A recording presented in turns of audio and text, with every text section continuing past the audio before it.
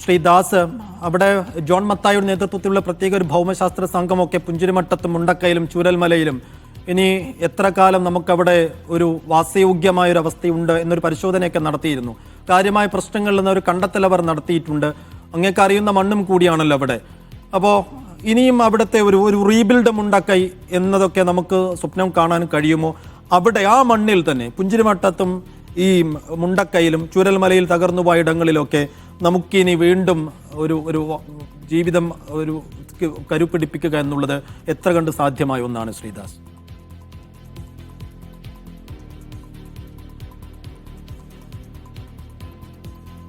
നോക്കൂ, വയനാടിനെ സംബന്ധിച്ച് വയനാടിൻ്റെ ഏകദേശം മൊത്തം വിസ്തൃതിയിൽ ഏകദേശം ഒരു 150 ചതുരശ്ര കിലോമീറ്റർ ഭാഗം ചാലിയാർ ബേസിനാണ്. ഈ ചാലിയാർ ബേസിൻ താരതമ്യേന മറ്റു ഭാഗങ്ങളെ അപേക്ഷിച്ച് വളരെ അപകടകരമായിട്ടുള്ള പാരിസ്ഥിതിക പ്രത്യാഘാതങ്ങൾ സംഭവിച്ചുകൊണ്ടിരിക്കുന്നതാണ്. ഏറ്റവും കൂടുതൽ മഴ ലഭിക്കുന്ന ജില്ലയുടെ പ്രദേശങ്ങളും ഈ ചാലിയാർ ബേസിൻ തന്നെയാണ്. ഈ ചാലിയാർ ബേസിനിലെ ഏറ്റവും ദുരന്ത സാധ്യതയുള്ള ഒരു പ്രദേശമാണ് മുണ്ടക്കൈ പ്രദേശം. മുണ്ടക്കൈ, പുത്തുമല, ചൂരൽമല തുടങ്ങിയിട്ടുള്ള ഭാഗങ്ങളൊക്കെ ഈ വളരെ വളനറബിളായിട്ടുള്ള അതീവ ദുർബലമായിട്ടുള്ള പ്രദേശങ്ങളിലാണ് ഉൾപ്പെടുന്നത്. വളരെ വളരെ വളരെ കുറഞ്ഞ സ്ഥലങ്ങൾ മാത്രമേ അവിടെ വാസയോഗ്യമായിട്ടുള്ള സുരക്ഷിതമായിട്ടുള്ള വാസയോഗ്യ സ്ഥലങ്ങളുള്ളൂ എന്നുള്ളതാണ്. ജോൺ മത്തായി സാറിൻ്റെ നേതൃത്വത്തിൽ അത്തരം സ്ഥലങ്ങൾ കണ്ടെത്തുന്നത് വലിയ റിസ്ക് ആയിരുന്നു എന്നുള്ള രൂപത്തിലാണ് അറിയാൻ കഴിഞ്ഞത്. കാരണം വെച്ചാൽ ഓരോ പ്രദേശത്തിനും അതിൻ്റേതായിട്ടുള്ള പാരിസ്ഥിതികമായിട്ടുള്ള പ്രശ്നങ്ങൾ നിലനിൽക്കുന്ന ഒരു ഇടം കൂടിയാണത്. ഇപ്പോൾ നമുക്കറിയാം, ഉരുൾപൊട്ടലിൽ ഉണ്ടായിട്ടുള്ള അതിൻ്റെ പ്രഭവ കേന്ദ്രം ചൂരൽമലയിൽ നിന്നും ഏകദേശം 6 കിലോമീറ്റർ ദൂരത്തിലാണ്. 6 കിലോമീറ്റർ ഒഴുക്ക് വഴിയുള്ള, അതായത് അതിൻ്റെ ലാൻഡ് സ്ലൈഡ് കോഴ്സ് എന്ന് പറയുന്ന ആ വഴി 6 കിലോമീറ്റർ താഴത്തേക്ക് ബാധിക്കാവുന്ന രൂപത്തിലുള്ള ഒരു ദുരന്തമായിട്ട് അത് മാറി. ഒരു ഉരുൾപൊട്ടലുകൾക്കും ഒരു 2 കിലോമീറ്റർ അപ്പുറത്തേക്ക് അതിൻ്റെ ആഘാതം സംഭവിക്കാറില്ല എന്നുള്ളതാണ് ഒരു യാഥാർത്ഥ്യം. ഇവിടെ 6 കിലോമീറ്ററോളം ആഘാതം താഴേക്ക് ബാധിക്കാവുന്ന രൂപത്തിലുള്ള ഒരു പ്രവർത്തനമാണ്, ഒരു പ്രകൃതി ദുരന്തം തന്നെയാണ് അവിടെ സംഭവിച്ചത്. പല കാരണങ്ങളുണ്ടായിരിക്കാം. അതിൻ്റെ സാങ്കേതികമായിട്ടുള്ള കാരണങ്ങളൊക്കെ തന്നെ ഇത്തരം വിദഗ്ധ സമിതികൾ പരിശോധിച്ചിട്ടുണ്ട്. നേരിട്ട് വ്യക്തിപരമായിട്ട് എനിക്കറിയാവുന്നതാണ്. നമുക്കറിയാം, ഒരു ചൂരൽമലയിൽ നിന്ന് ഏകദേശം ഒരു 1.2 കിലോമീറ്റർ ഉയരത്തിലാണ് ഈ സ്ഥലം ഉരുൾപൊട്ടലിൻ്റെ പ്രഭവകേന്ദ്രം സ്ഥിതി ചെയ്യുന്നത്. അതിതീവ്രമായിട്ടുള്ള മഴയാണ് അവിടെ ലഭിച്ചിട്ടുള്ളത്. ഈ പ്രദേശങ്ങളിലൊക്കെ തന്നെ അതിതീവ്രമായിട്ടുള്ള മഴ മൺസൂൺ കാലങ്ങളിൽ ലഭിക്കുന്നതുമാണ്. ഇപ്പോൾ മുണ്ടക്കൈനെ സംബന്ധിച്ചിടത്തോളം മുണ്ടക്കൈയിലൊരു മഴമാപിനി മുണ്ടക്കൈ ഉരുൾപൊട്ടൽ പ്രഭവ കേന്ദ്രത്തിനോട് ചേർന്നിട്ടില്ല. സമീപത്തുള്ളത് ഏകദേശം 10 കിലോമീറ്റർ അപ്പുറത്തുള്ള പുത്തുമലയിലാണ്. പുത്തുമലയിലെ ഒരു ഡാറ്റയാണ് നമ്മൾ പറയുന്നത്, ഈ 2 ദിവസങ്ങളിലായിട്ട് 572 മില്ലിമീറ്റർ മഴ ലഭിച്ചു എന്നുള്ളത്. ഒരുപക്ഷെ മുണ്ടക്കൈ ഉരുൾപൊട്ടിയ ഈ പ്രഭവ കേന്ദ്രത്തിൽ 572 മില്ലിമീറ്റർ ആയിരിക്കില്ല, അതിലൊരുപാട് കൂടുതലായിരിക്കാം ഈ 2 ദിവസങ്ങളിൽ അവിടെ ലഭിച്ചിട്ടുണ്ടായിരിക്കാം എന്നാണ് അനുമാനം. അതുകൊണ്ട് തന്നെ ഇത്രയും വളണറബിളായിട്ടുള്ള സ്ഥലങ്ങളിൽ തുടർന്നും ഒരു വാസയോഗ്യ സ്ഥലം കണ്ടെത്തുക എന്ന് പറയുന്നത് അതീവ ദുഷ്കരമാണ്. മുണ്ടക്കൈയെ സംബന്ധിച്ചിടത്തോളം അവിടുത്തെ അവിടെ ലഭ്യമായിട്ടുള്ള തൊഴിൽ മേഖലയുമായി ബന്ധപ്പെട്ട് അവിടെയുള്ള സാമൂഹ്യ സാമ്പത്തിക ഘടനയ്ക്കനുസരിച്ച് അവിടെയുള്ള തൊഴിൽ സംസ്കാരവുമായി പൊരുത്തപ്പെട്ടുകൊണ്ടുള്ള ജീവിത സാഹചര്യമാണ് ഇതുവരെ ഉണ്ടായിരുന്നത്. പക്ഷേ എന്നിരുന്നാലും ഏറ്റവും അനുയോജ്യമായിട്ടുള്ളൊരു സ്ഥലത്തേക്ക് അവിടുന്ന് പുനരധിവസിപ്പിക്കപ്പെടുക തന്നെയായിരിക്കും ഏറ്റവും ഉചിതം എന്നാണ് വ്യക്തിപരമായിട്ട് എനിക്ക് പറയാനുള്ളത്.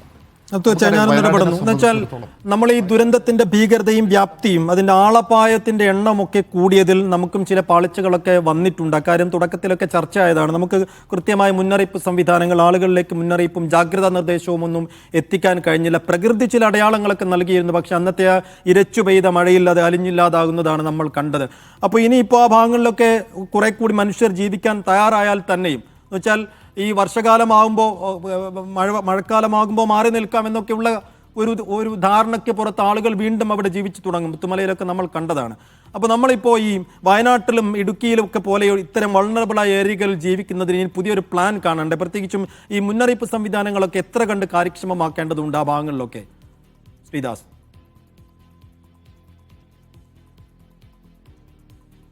നോക്കൂ, ഒരു കാര്യം, ഈ ഒരു പ്രദേശത്ത് ഉരുൾപൊട്ടൽ തുടങ്ങിയിട്ടുള്ള അല്ലെങ്കിൽ ഭീകരമായിട്ടുള്ള മണ്ണിടിച്ചൽ തുടങ്ങിയിട്ടുള്ള പ്രകൃതി ദുരന്തങ്ങൾ ഉണ്ടാകുന്നതിന് ഒരു സിംഗിൾ ഫാക്ടർ അല്ല അതിൻ്റെ കാരണം. ഒരു മഴ മാത്രമായിട്ടൊരു കാരണമല്ല. മഴ, അവിടുത്തെ മണ്ണ്, അവിടുത്തെ ഭൂമിയുടെ ചെരിവ്, അവിടുത്തെ ഭൂമിയുടെ വിനിയോഗം, വൃക്ഷങ്ങളുടെ മേൽച്ചാർത്തിൻ്റെ സാന്ദ്രത എന്നീ വളരെ വ്യത്യസ്തമായിട്ടുള്ള ഒരുപാട് സങ്കീർണമായിട്ടുള്ള ഘടകങ്ങളുടെ ഒരു പരിണിത ഫലം, ഏറ്റവും ദുർബലമായിട്ടുള്ള സാഹചര്യങ്ങളിലേക്ക് ഇവ എത്തുമ്പോഴാണ് ഒരു പ്രദേശത്ത് ഭീകരമായിട്ടുള്ള ഒരു മണ്ണിടിച്ചിലോ ഒരു ഉരുൾപൊട്ടലോ ഉണ്ടാകുന്നത്.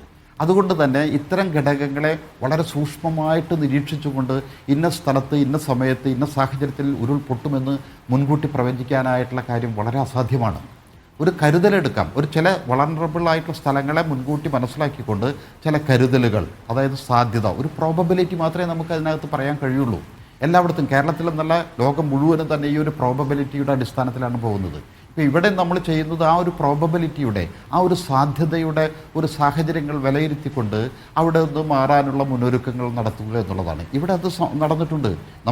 നമുക്കെല്ലാവർക്കും അറിയാം. നമ്മളുടെ ബഹുമാനപ്പെട്ട ജില്ലാ പഞ്ചായത്ത് പ്രസിഡന്റിൻ്റെ നേതൃത്വത്തിലാണ് ഈ മഴയുടെ തലേശം, അതായത് 29-ാം തീയതി അവിടെ ആൾക്കാരെ മാറ്റാനായിട്ടുള്ള ശ്രമം നടത്തിയത്. ഇത് ഇത്തരത്തിലുള്ള അനുഭവം മുണ്ടക്കൈക്കാർക്ക് നേരത്തെ ഉണ്ടായിട്ടുണ്ട്. 2020 ഇവിടെ ഉരുൾപൊട്ടിയതാണ്. ആ അന്നത്തെ മഴയുടെ സാഹചര്യത്തിൽ 2020 ഓഗസ്റ്റ് 8-ാം തീയതി ഉരുൾപൊട്ടുന്നതിൻ്റെ തലേന്ന് തന്നെ ഓഗസ്റ്റ് 7-ന് അവിടെയുള്ള 26 കുടുംബങ്ങളെ മാറ്റി. ആ ഒരു ഇതിനകത്ത് ഇതിൻ്റെ ദുരന്തത്തിൻ്റെ ആഘാതം വർദ്ധിപ്പിക്കുന്നതിന് മറ്റൊരു ഘടകമുണ്ട്. കാരണം വെച്ചാൽ ഈ ഉരുൾപൊട്ടലിനെ തുടർന്നുണ്ടായിട്ടുള്ള രണ്ടാമത്തെ പൊട്ടൽ എന്ന് പറയുന്നത് യാഥാർത്ഥ്യത്തിലൊരു ഉരുൾപൊട്ടലല്ല എന്നാണ് ജോൺ മത്തായി സാർ അടക്കം കണ്ടെത്തിയിരിക്കുന്നത്. അത് വലിയൊരു ഉരുൾപൊട്ടലിൻ്റെ പ്രഭവ കേന്ദ്രത്തിൽ നിന്ന് ഏകദേശം ഒരു കിലോമീറ്റർ താഴെയായി, അതായത് പുഞ്ചിരി മട്ടത്തിനോട് ചേർന്ന് തന്നെ പുഞ്ചിരി മട്ടത്തിൻ്റെ അവസാനത്തുള്ള വീടിൻ്റെ ഒരു 250 മീറ്റർ മേൽഭാഗത്തായിട്ട് ഒരു ഇടുങ്ങിയ പാസേജ് പോലെ പുഴയിൽ രൂപപ്പെട്ടിരിക്കണം. ബാക്കി എല്ലാ ഭാഗങ്ങളിലും അതിൻ്റെ മുകൾ ഭാഗം കേവലം 10 മീറ്റർ മാത്രം വീതിയുണ്ടായിരുന്ന തോട് 80 മീറ്ററും 100 മീറ്ററുമായിട്ട് വീതിയിലേക്ക് ഇടിഞ്ഞ് തകർന്നു പോന്നിരിക്കുകയാണ്. അതിൻ്റെ താഴ്ഭാഗത്ത് ഈ പുഞ്ചിരിമട്ടത്തിൻ്റെ മേൽഭാഗത്ത് കേവലം 20 മീറ്റർ മാത്രം വീതിയുള്ള ഒരു ഇടുങ്ങിയ പാറയിടുക്കായി മാറി. ഇത്തരം ഉരുൾപൊട്ടലിനെ തുടർന്നുണ്ടായ അവിടെ നിന്ന് അടർന്നു വീണിട്ടുള്ള പാറയും മരങ്ങളും ഒക്കെ തന്നെ ഈ ഇടുങ്ങിയ സ്ഥലത്ത് ഒരു വലിയൊരു ബ്ലോക്ക് ശ്രീ ദാസ്, അങ്ങയിൽ നിന്ന് കുറെ കൂടി കാര്യങ്ങൾ